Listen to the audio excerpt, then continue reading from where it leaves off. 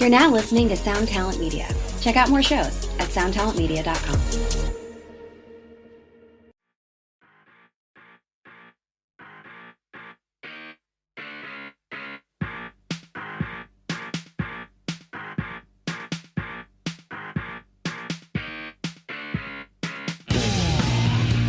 In 1995, the Brit-Pop band Elastica dropped their song Connection, and their record quickly became the best-selling debut album in the UK, which is a title it held for 10 years. However, plagiarism controversies and a lackluster second album ended the band's career quickly. This week, I'm joined by Juliana Theory and Pat guitarist Josh Fiedler to discuss if we think Elastica brings the thunder or if it leaves us hoping for a disconnection.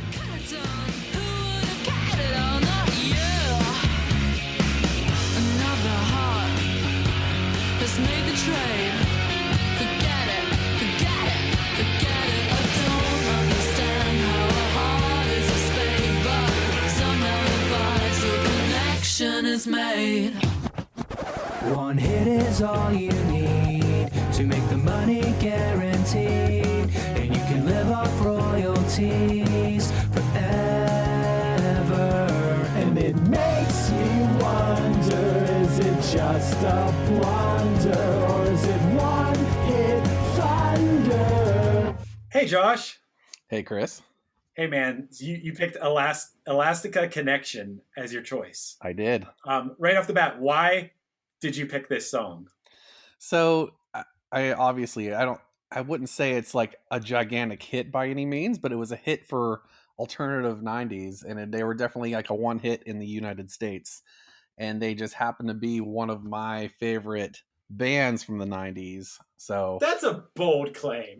I'm going to start with that. How bold of a claim saying Elastica is one of your favorite bands of the 90s? One of. Not the, but one of. One of what, 500? Yeah, maybe like 20. What? They made top 20? Jeez. Yeah. Okay. You and I have a lot of similar musical tastes, but I feel like we also have some like really very different tastes as well. Because, I never dove into, obviously I know this song. This song was like kind of one of those unavoidable, even if you weren't trying to listen to it, you heard it somewhere. It may have been the theme for something. Regardless, I don't think that I ever necessarily liked it. I don't think I necessarily hated it. The time that this was out, I think I was just really into punk rock and that's it. And this band does kind of walk that line a little bit. They totally do, yeah. But I just wasn't hearing. You don't really hear it too much in this song. Not this song particularly, no. But what you do hear is this really loud noise, which maybe you know what it is, that goes, "Boah!" Yes. Is that just a vocal, I guess? Yeah. I think it's the drummer making that sound. Yeah. Okay. Well, because from the way I would sum up listening to Elastica and preparing for this episode is they kind of sound like a poor man's Breeders to me. Like they do things like that, like that. This like, except when you count that they were before the Breeders. I think the Breeders came out in 95. Well, what Last Splash I know was out in 94 because that was one when Punchline was doing the Songs from 94 EP. That was okay. Cannonball was one of the ones. Okay, this came out in 94 too. They were a band for I think 2 or 3 years before Connection came out. I guess album. So I'm going to jump in with a quick producer note on this. Breeders' first album was 89 because it inspired Kurt Cobain to start pursuing music. Uh-oh. Oh, really? Yeah, that's why they used the producer that they used for Nevermind because it was the producer of the first Breeders album. I didn't think the Breeders came out till Cannonball record came out, but yeah, man. And you know what? From my research on Elastica, maybe Elastica was trying to bite that style because apparently Elastica likes to plagiarize a lot of bands. So they obviously the Connection was like a total like steal from that band Wire, Right. That 3-girl Roomba, and that like everybody knows that, and they settled out of court. But really, in my opinion anyway, Wire sucks. Yeah. Elastica made the song way better, and it's not something that you haven't heard of bands doing before, where they steal from bands that came before them, a la Led Zeppelin, and making those things way better. So Okay, yeah. I will say that this Connection song of, I listened to a whole bunch of Elastica before this. This is the best song I thought that they had. You're probably going to disagree with that. And I will agree that I went back and listened to the Wire song or whatever. It's bad. it is.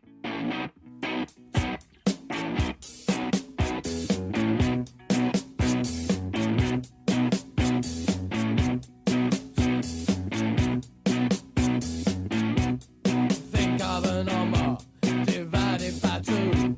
Something is nothing. I don't think, like, what style exactly is that? I think they fall into that like early 80s kind of punk kind of thing, but it was more of that like new wave punk. Yeah, I guess that, and Elastica has that sound. And one thing that I was just trying to think of, like, what situation would you be in that a band would be playing this song, and like, what mood does it put you in?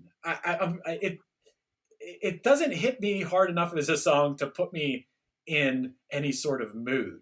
But apparently, it has to do that for you to like it. I mean, any song has to have some sort of emotional response. And I know you're a guitarist, so maybe you're appreciating things like the tones and the chord changes and things like that.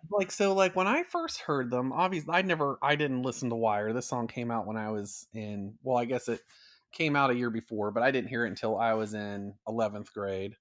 So I was a junior in high school. When I heard this, I had just started going from, all the Nirvana and Sonic Youth and Smashing Pumpkins and My Bloody Valentine into more like pop punk stuff. So that's when I started getting into like Screeching Weasel and the Queers and Mr. T Experience and all that. And to me, Elastica sort of bridged the gap between that early 90s alternative into like more punk, because they, not Connection per se, but a lot of their other songs like Stutter, for instance, has a lot, or Strutter, it has more of a punk feel to it. And the way just the guitar sounded, those quirky little guitar leads that they play, sometimes they're on guitar, sometimes they're on synths. And also, I always lean towards female vocalists too. So that was a big plus. I loved Justine's voice and the attitude that she delivered the vocals in and everything. So I think that really got to me, that stuff too. And I thought the songs were really fun. They had a cool energy to them. So I think that's kind of where, my fandom of Elastica came from. I can definitely pick up on that punk influence, and I definitely do think it's cool that she has this, like, not like the punk we're talking about, but like that old school punk style delivery of her vocals. Like even in Connection, the verses of Connection are this kind of like Tim Armstrong delivers Rancid vocals, and it's like this kind of like, I'm a punk kind of thing. She has that. She kind of has that. Well, an artist that I would think of now would be like Courtney Barnett. Has that sort of like delivery, although I like Courtney's delivery way better. I guess what's missing for me that I noticed in a lot of these is I need that, like, that payoff, like major part that happens. And the closest thing to that in this song is just like when the music stops and they say the line about the connection being made. That's kind of the payoff of this song, because otherwise that chorus, do you realize how short this song is, and B, how short the chorus is? Yeah, it totally is. It's the song's like less than 2.5 minutes. And yeah, it's like 2 lines, the chorus. It's kind of crazy. Yeah, it's 2 lines, and at no point do they, like, I don't think they ever do those 2 lines like back to back, like as a double chorus or anything. I think it just happens twice and that's it. So it's kind of a strange song in that regard too. I don't know. It's just, I'm not getting that like major feel that I need. You can hold back that major feel and like really make me want it. And then when you give it to me, it's like a release, you know what I mean? But I don't feel like Elastica ever does it. And it's frustrating to me. I see where you're coming from in that perspective. However, also too, you got to think too, like, what else sounded like this? Like, they were just totally, obviously they took influences from other things, but nothing sounded like this. When it came on the radio and you hear that like dun dun dun dun, nothing sounded like that, which was, I Right. think, part of the charm too.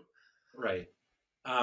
Yeah, and they definitely have the quirk. The quirk is no doubt starting with like that synth. Is that synth or is that some sort of crazy guitar effect? It's synth. It's synth. Okay. Yeah. Because I know you of all people probably have some pedal or some effect that sounds like that. So, but yeah, this is the '90s, so that's probably actually a synth and not some Yeah. crazy Kemper plugin or something. And yeah, so you know, I thought I was gonna like this band a lot. That's what's crazy is because I do share that love of like '90s, and I love female vocalists, of course, and I just thought that like, oh yeah, this is just a band that I kind of didn't pay attention to at the time, but I'm gonna love it. No, I didn't love it that much. But I don't know. So this song hit you as at this point you're starting to get a little deeper into music and things, but like does this song like remind you of anything in particular from that time? I know a lot of times like if I like the song from that time, I can like vividly remember some sort of sparkling memory of this song. I don't know if this song reminds you of anything cool, but A little bit. I think I was listening to this in my car when I first started driving. there So you that's go. one vivid memory. I remember like specifically like driving around like with like my good friend Popo, who I'm sure, Chris, but we would drive to the mall or whatever, some other people's houses, and we'd like blast the song. And I think that's probably part of like the little connection I have with it. Like, no pun Right. intended, but yeah. So like, and the whole album is a good driving album. Nice. Yeah, there it's hard sometimes to if you don't experience something in the moment and it's maybe maybe not wouldn't be your cup of tea, it's hard to go back. It's like thinking about like the early influential punk rock bands, okay? And if you weren't there at the time, sometimes it's hard. Like, dude, I hate to say this, it's hard for me to like Black Flag or like Oh, I'm the same way. Yeah. like even the Misfits are a hard. Like I can get the Misfits, I get it. Like, and it is catchy and stuff, but that was a little bit challenging to like. Luckily, it's now been long enough since I first heard the Misfits that it's like, okay, these songs are classics, whatever. But like, and I kind of get that feel from this band too. I don't know if there's bands. You know how like in our world of rock, there's so many bands that you're just supposed to like, and it doesn't always agree with my ears. No, for sure. And I'm the same way, especially with some of those bands you just mentioned, like Black Flag, Minor Threat, Misfits. I can honestly say I don't like anything that they've like, that just doesn't connect with me in the slightest. But if we were there at the time, Right, it would probably be totally different. And I love it. Like, that being said too, I think part of the reason, another thing that I have with this band is this is a band that I went to see at Metropole, which is an old nice. Pittsburgh club that I saw like some awesome shows at back at the time. That was like a maybe 800 to 1,000 capacity, and I saw them live and it was amazing. And then this was the first band that I ever met, because my Whoa. friend Popo, who I just said, that we went to see them and his parents were supposed to pick us up. They didn't trust us to drive out there back then in late at night. So we were waiting for his parents to pick us up, and they were super late. And we were just like outside the club, and we look over and we saw these people. So we're like, oh, let's go see what they're doing. We go over and Elastica is just standing outside their bus, like talking to everybody and like signing autographs. And so that was like the first band that I ever like, I went to see them. I loved them, and I actually got to meet them too. And they were all super cool. Like Justine, like I remember giving me a hug and stuff. And it like, I was like super impressionable all the time and had a huge crush on her. So I was like, wow. Hey there, I am Johnny Christ from Avenged Sevenfold, and I've got a podcast called Drinks with Johnny you're going to want to check out. I sit down with a bunch of different people from all different walks of life, from professional wrestlers to actors, comedians, fighters, musicians, everything in between. I'm just looking to make some friends and have a good time doing it. So if that sounds like something you're into, go check out Drinks with Johnny, streaming everywhere now. Hi, this is Krista Makes, host of Krista Makes a Podcast. The theme of the podcast is songwriting. Each week, my musical guest picks a defining song from their career to discuss, critique, and analyze during the show. So please join me for some fun and insight into some of the greatest songs ever written and recorded. Listen and subscribe at soundtalentmedia.com. No wonder you love this band. it was awesome. So yeah, that's cool. That would have been maybe a more appropriate answer for that when I asked you if you have any good memories. Yeah, I think I was getting to that. I think, but Okay. before that, the first good memory would be, driving around. But yeah, meeting them, it was amazing. Right. It's definitely their own thing. I did notice when I was like doing a little bit of research on them that they thought to be part of this incoming second British invasion or whatever, because their album came out the same time as the Bends. And It did. It came out like with a lot of other things, like with Pulp, Suede, Oasis, the Bends. There was all this this second wave of this British invasion that never totally happened over here. right. Outside of Oasis. But even Radiohead, when the Bends came out, that album wasn't very liked over here. I think, it's my favorite Radiohead album. Me too. They were the only female group to come out of that whole thing. It was very male dominated and everything. Right. But it's actually kind of cool. It actually came out the same day as the Bends. And another one record that I know you and I love is Matthew Sweet 100%. It came out the same day as that one did too. Whoa. That was a big day for music. It was. And Goo Goo Dolls, A Boy Named Goo came out then too. Damn. This band also has this sort of for lack of a better word, and maybe you can help me sort of articulate this. Maybe as a guitarist you can articulate this, but has an artsy art rock feel to it, and that might just be all the quirkiness and the straightforward feel of the song. It sounds like a garage band, but the recording isn't a garage recording. It sounds like some really hip producer was like, we're going to make this sound like a garage band, except it's going to sound huge. I Right. guess. No, I think you're dead on. They definitely had that artsy kind of vibe to them. They all were in tight black clothes and Right. all black and white pictures, and they had the angular haircuts and stuff. And Do you remember who else was with Elastica when you saw them? a band called Loud Lucy. Okay. I thought maybe I'm just missing the mark on what world this band was in. You named, I don't really think they sound like Oasis or Radiohead at all. I mean, they're from the same country, but as far as sounds, other than the fact that they all use guitars, I think it's vastly different. I think that's the cool thing about them. They didn't really, that's what I was saying earlier too, they didn't really sound like anybody else that was out. Nobody sounded like Elastica. You can go through all the bands that were putting out records around them, even some of the female artists like PJ Harvey and Belly and Juliana Hatfield, Right. the Muffs, Babes in Toyland.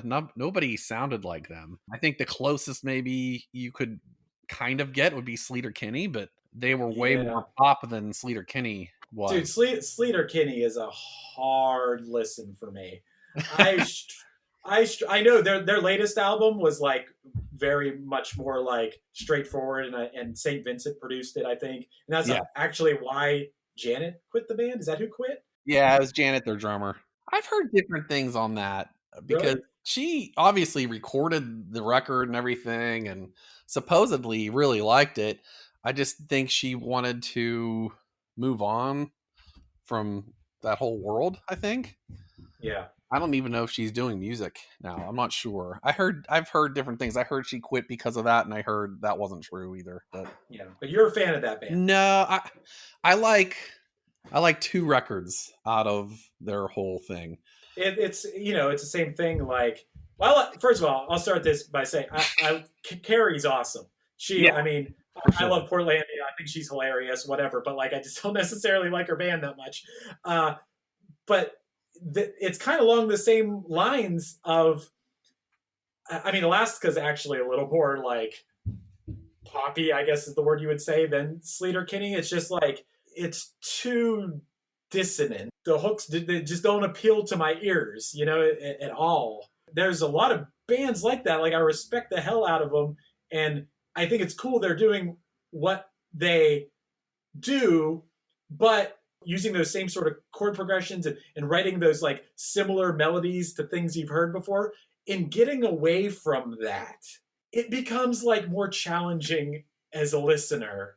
And as much as I play music and everything, and I think you have a better ability than me to do this, to appreciate the music for what it is and the creativity for what it is, and be able to like ingest that and enjoy it. But even if I know someone's playing something that's like, oh, that's original and that's cool, and I haven't really heard that before, if it's not appealing to my ears, I have a hard time getting past it. Yeah. I mean, I would think that they are definitely not for everyone, for obviously reasons. I mean, look at we vary on our opinion on this one, but, I could definitely hear like why certain people wouldn't like it. One thing I would say about Elastica, we differ on whether we like their music or not. They did have a hit, and yet they only released 2 albums. It's kind of weak. For sure. And their second album is like hated by fans of theirs. It was I liked it when it came out, but it didn't come out till like 5 years after their first one came out. Yeah, and on top of that, like, they had that hardcore of fans that were that tuned into their sound after one album that those fans turned on them 5 years later. Yeah. The album wow. I think a big thing, like, they lost their guitar player, Donna. So their lead guitarist left the band sometime, a few years after the first record came out, and then hired like a keyboardist kind of to take her place. So they went a little more synth heavy on the second one, but they still had all the same, the same instrumentation and the quirky guitars and all that stuff that, from the first record that went into the second as well. But it was kind of crazy. Like 5 years after the first record comes out, the second record comes, and it's just like a massive flop. They had a song on a Volkswagen commercial. Yeah. That dot dot dot song, which was what? a cover. I was gonna say, yeah, that's not the original's not. No, the cover that was like, and they had one other song that probably got some airplay over in the UK, but that was it. And then they quickly broke up, and Justine, the singer for Elastica, she just completely left music. I think she is like an artist and an architect, and she lives in like San Francisco or something. So she left the whole music world. I don't know, because if you have one hit, in which I assume equals a lot of fans and money and things like that, I can't imagine not just like cranking out albums. But I guess teach their own, I guess. Yeah. I didn't know that was them that did the da da da thing. I always just assumed it was the original, like, I don't know if it was like a German band or something. Yeah, it was. It was. I know that's another one hit. That song itself is a one-hit wonder. That do da da da. Yeah. I forget what the band is. Hopefully, I really hope I get to do an episode about that band at some point. The band's name was Trio from Germany, and the song was released in 1981 and became a hit in 1982. All right, there's the answer. Trio. Anyway, Elastica, you're going to say this song is one-hit thunder, guaranteed, right? I am, yep. I have a hard time with this sometimes. When I think about me going back and listening to this stuff for the first time and not have listened to it at the time. It was hard to go back. It's not my cup of tea, and I don't necessarily know that I would have liked it at the time either. And also, just the fact that what we were just talking about is like, okay, this band got to have a hit.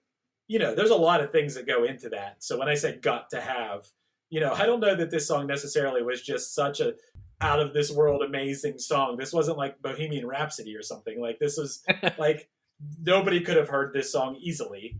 And it got its chance. And the fact that this band didn't capitalize on that, and I don't mean capitalize necessarily just money, but like putting out music and progressing as expanding your catalog and having this, like, whatever, it was kind of like a band that made one album, made another one 5 years later and broke up. Like, that to me, as a dude that's been making music just as you have for a very long time, that's a pretty weak move, I think. And so I usually get talked out of it by the guest. I'll be like, oh, okay, you have good points or whatever.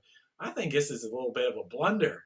I think I'm gonna have to go one-hit blunder on this. Depends on how you think of it. If you think of it that way, sure, but you could also think of it like this band came out of the UK, no other female bands at the time, like, just came out blasting with this record, and then just like, see ya, peaced out. Like, it was kind of awesome in a way, and also I will say kind of punk rock to do it that way too. Yeah, that's kind of a good point. It's definitely cool. The 90s, you did start to see more women in rock, whether it was the Breeders or Liz Phair, or there are tons of examples. I don't like to drag that at all, just because I don't necessarily care for the songs, because most of those bands, I love the songs, and a lot of times like it more than their male contemporaries, but this one just does these. It's based purely on the music itself. I mean, yeah, that I'm on the opposite side of the fence on like the coolness of just like making an album and disappearing, because I don't know. I got way more respect for the bands that like try for really hard for a long time, have a big catalog, get their break, then use that to their advantage. I mean, be that whoever, be that Jimmy Eat World, or be that, it does whatever. I just got mad love for those bands, as opposed to bands that just like come out of nowhere and disappear into oblivion just as quick. And I think that probably happens a good bit with one-hit wonders. Right, I think so too, yeah. Other than that, it's cool playing in a band with you, man. For sure. I know all this stupid virus shit needs to end so we can get back to playing. I've been seeing you in like, what, 3 months or something? I know, man. What's funny is that for the listeners, we played together in a band called Pack, who you should check out. And we have some new music coming out soon. But the thing that's funny is that every Wednesday, I never like programmed this into my phone, but every Wednesday my phone says practice 8:30 and has directions to Justin's house. It just tells me that. I'm like, oh. That's a major bummer if you're seeing that the past like few months. I see it every week. Oh, and I'm just kind of heartbreaking. Yeah, but we'll get back to it, man. That stuff aside, it's been cool talking with you about Elastica, man. You too. Even though we disagree, that's okay. Normally, you'd probably be plugging like Juliana Theory tour. When was that supposed to be? June. Shit. And August and September. Right. And now it's still going to happen, just later on. It seems like people are scheduling everything for 1 year later exactly. I know. I think ours will be a little sooner than that, but yeah. That's cool. It is a bummer. Right. Thanks for coming on, and I hope that I'll see you real soon. I know. Thanks for having me, Chris.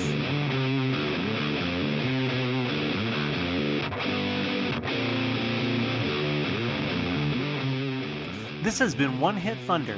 One Hit Thunder is produced by Matt Kelly as part of the Geekscape Network and hosted by Chris Fafalios of the bands Punchline, Pack, and Another Cheetah. This week's guest, Josh, is a member of Pack with Chris, and their song I'm on Fire is playing underneath me right now. They have an EP dropping later this year, so keep an eye out for it. Also, visit punchline.com for updates as well as news, merch, and future tour dates. Let us know your thoughts on the show by emailing us at onehitthunderpodcast@gmail.com. And make sure that you rate, review, and subscribe to us on your favorite podcasting app. Tune in next week for another episode of One Hit Thunder.